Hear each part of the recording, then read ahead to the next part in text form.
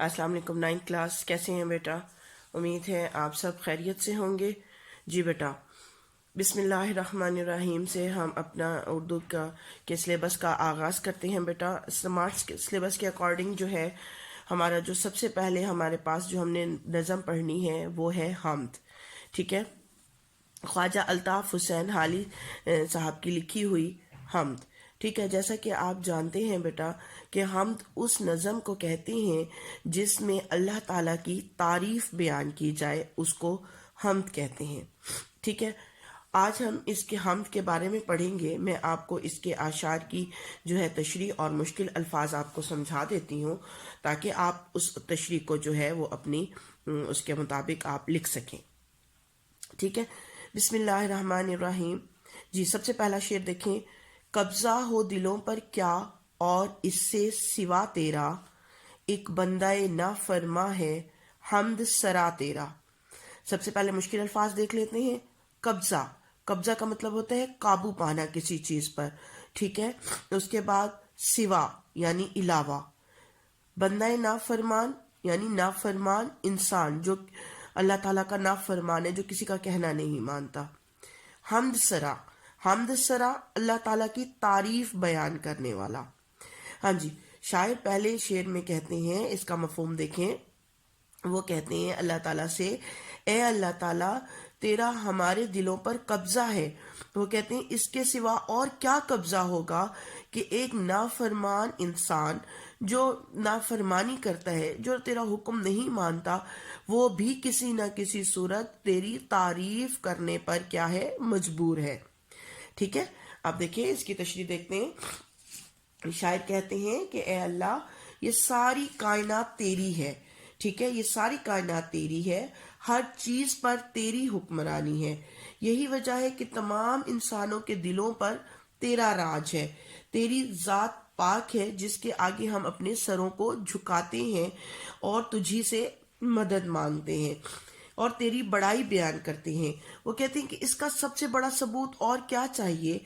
इसका सबसे बड़ा सबूत ये है कि एक ऐसा इंसान जो नाफरमानी करता है, जो तेरा कहना नहीं मानता, तेरे रास्ते से भटका हुआ है, वो भी किसी न किसी तरह तेरी हम्दो सना बयान करने पर मजबूर है। उसका दिल भी तेरी तरफ जो है वो झुका हुआ है, वो ना चाहते हुए भी तुझे याद करता है, तेरी तारीफ बयान करता है। ठीक है, इससे रिलेटेड शेर देखें, सुने। हमने तो जहन्नुम की बहुत की तदबीर, हमने तो जहन्नुम की बहुत की तदबीर, लेकिन तेरी रहमत ने गवारा ना किया। ठीक है, ये तशरीह से रिलेटेड शेर आप इसमें जो है वो कोट कर सकते हैं। उसके बाद देखें शेर नंबर 2। गो सबसे मुकद्दम है हक तेरा अदा करना, बंदे से मगर होगा हक कैसे अदा तेरा। गो, गो अगरचे, मुकद्दम, मुकद्दम का मतलब होता है पहला, अफजल, जरूरी काम। हक, वाजिब काम जो सबसे जरूरी होता है जिसको अदा करना। वो कहते हैं कि मौलाना अल्ताफ हुसैन हाली कहते हैं कि ए अल्लाह, हम मानते हैं, हम जानते हैं कि सबसे मुकद्दम काम यानी हमारे लिए सबसे पहला काम जो है, जो सबसे हमारे ऊपर जरूरी काम है, वो तेरा हक अदा करना है। मगर वो कहते हैं कि इस नाचीज इंसान से कैसे ये हक अदा होगा, कैसे ये हक जो है वो पूरा होगा। जी, वो कहते हैं, इस शेर में कहते हैं शायर कि ए अल्लाह ताला, हम जानते हैं कि हमारा सबसे अफजल काम, जो सबसे पहला हमारा काम है, वो तेरी बंदगी करना है, तेरी इबादत करना है, तेरा हक अदा करना है। तू ही इबादत के लायक है, तेरे सिवा और कोई नहीं जिसकी इबादत की जा सके।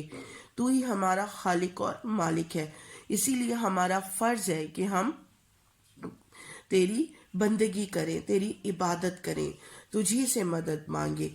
मगर वो कहते हैं हम इंसान जितनी भी इबादत कर लें, जितना मर्जी जो है सजदे में सर झुका लें, लेकिन तेरा हक अदा नहीं कर सकते। हम तेरा हक अदा करने से कासिर हैं। یہ انسان کے بس کی بات ہی نہیں ہے کہ وہ اللہ تعالیٰ کا حق ادا کر سکے.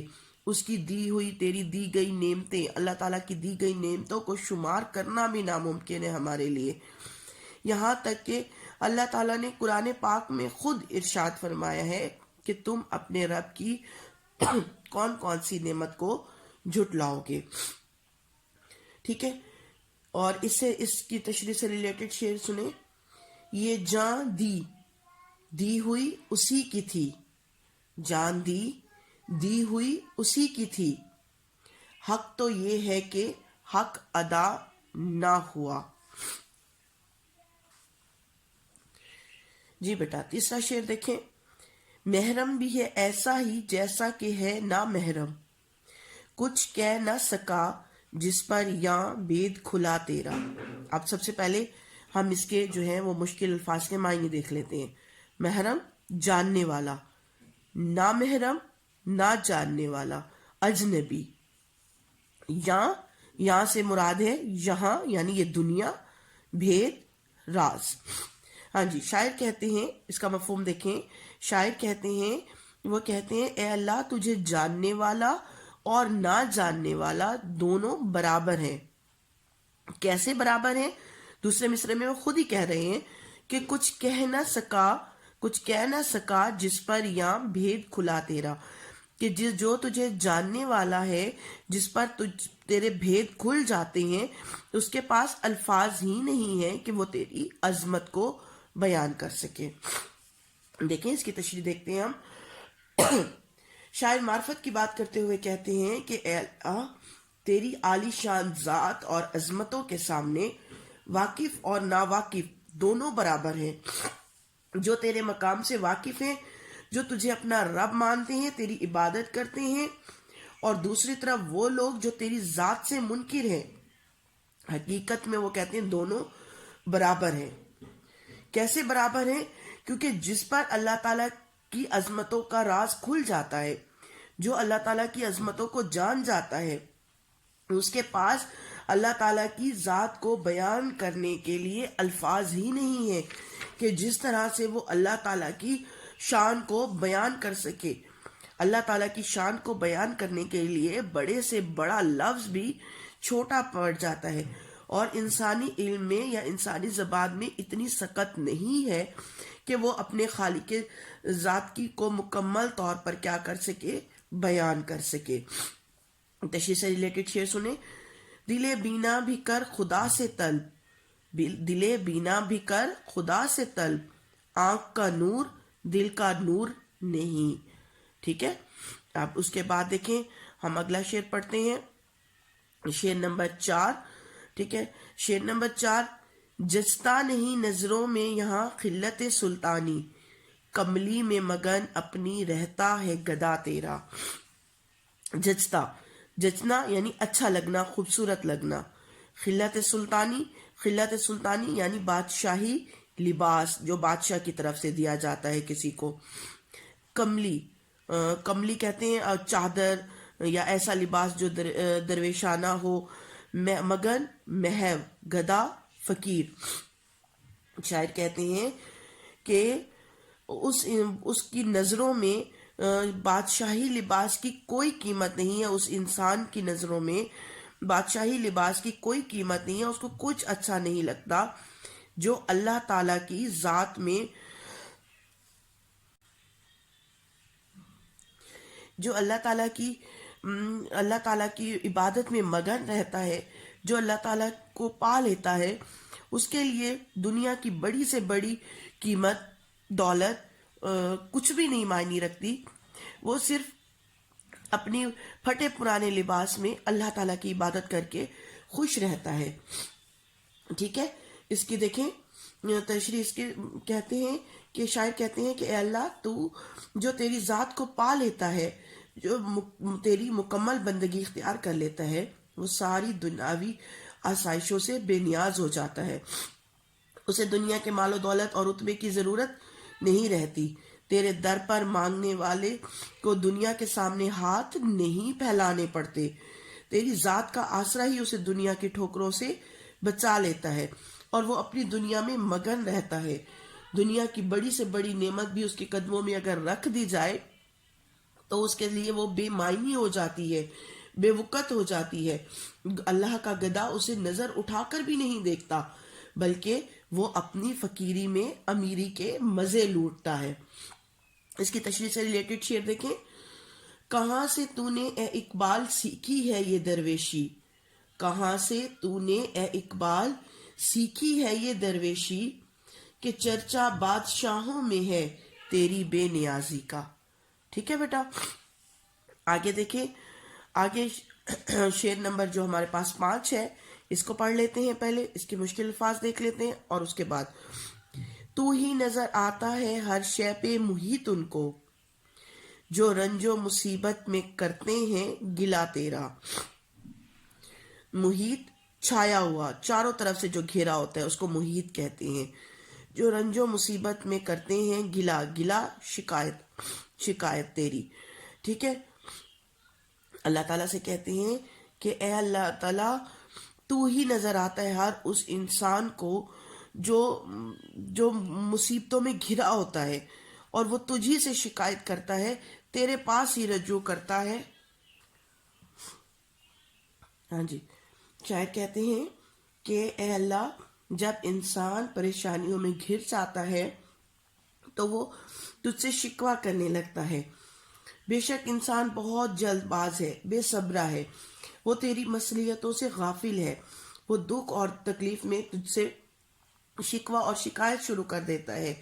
بے شک یہ ایک گناہ ہے، لیکن شاعر کہتے ہیں اے اللہ، کیونکہ وہ جانتا ہے کہ تیری ذات ہی ہے جو اس کا اصل سہارا ہے، جو اسی دنیا کی ہر جو ہے مصیبت سے نکال سکتی ہے، اسی لیے وہ تجھ سے شکوے اور شکایات کرتا ہے، تجھی سے مدد مانگتا ہے۔ پریشانیوں میں ہم اللہ تعالیٰ کے اور بھی قریب ہو جاتے ہیں، اور خوشیوں میں اس سے غافل ہو جاتے ہیں۔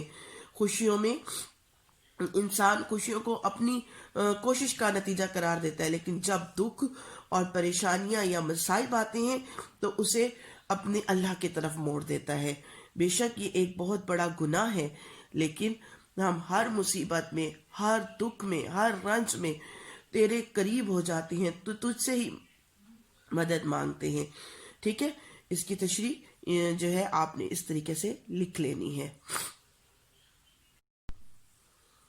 جی بیٹا، شعر نمبر 6 دیکھیں۔ آفاق میں پھیلے گی کب تک نہ مہک تیری، گھر گھر لیے پھرتی ہے پیغام صبا تیرا۔ آفاق دنیا، مہک خوشبو، پیغام کسی کا پیغام، صبا صبح کی ٹھنڈی ہوا۔ اللہ تعالیٰ سے مخاطب ہوتے ہوئے کہتے ہیں، وہ کہتے ہیں اے اللہ، آخر کب تک دنیا میں تیری خوشبو جو ہے، تیرا پیغام نہیں پھیل کر رہے گا؟ ایک دن ایسا آئے گا جب پوری دنیا میں تیرے نام لیوا موجود ہوں گے، کیونکہ گھر گھر لیے پھرتی ہے پیغام صبا تیرا، صبح کی ٹھنڈی ہوا ہر گھر میں تیرا پیغام جو ہے وہ دے آتی ہے۔ ٹھیک ہے، شاعر کہتے ہیں کہ یہ کیسے ممکن ہے کہ اللہ کا پیغام جو ہے وہ دنیا کے ہر کونے میں نہ پھیلے؟ جس طرح صبح کی ٹھنڈی ہوا چلتی ہے، وہ دنیا کے ہر گوشے میں پہنچتی ہے، اسی طرح وہ اللہ کا پیغام ہر گھر میں، ہر کونے میں دے آتی ہے، اور وہ تیری وحدانیت کا پیغام لیے پھرتی ہے کہ تو ہی ہے جو عبادت کے لائق ہے اور تیرا کوئی شریک نہیں۔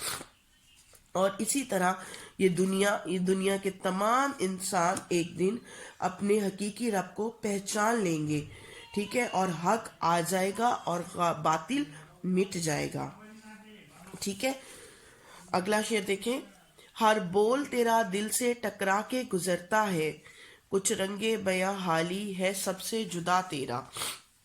ہر بول یعنی ہر بات دل سے ٹکرا کر گزرتا ہے، یعنی دل پر اثر کرتا ہے۔ رنگ بیاں بات کرنے کا انداز، بیان کرنے کا انداز۔ حالی مولانا الطاف حسین کا تخلص۔ ٹھیک ہے، یہ مقطع ہے جس میں نظم میں شاعر نے جو ہے وہ اپنا تخلص استعمال کیا ہے۔ ہاں جی، اس شعر میں شاعر الطاف حسین حالی کہتے ہیں اپنا تخلص استعمال کرتے ہوئے کہتے ہیں اور خود سے مخاطب ہوتے ہوئے کہتے ہیں کہ اے حالی، تیرے بات کرنے کا انداز بہت خوبصورت ہے، جدا ہے، الگ ہے، لوگوں کے دلوں پر اثر کرتا ہے، لوگ تیری بات سننا پسند کرتے ہیں اور تیری کہے ہوئے الفاظ ان کے دلوں پر اثر کرتے ہیں.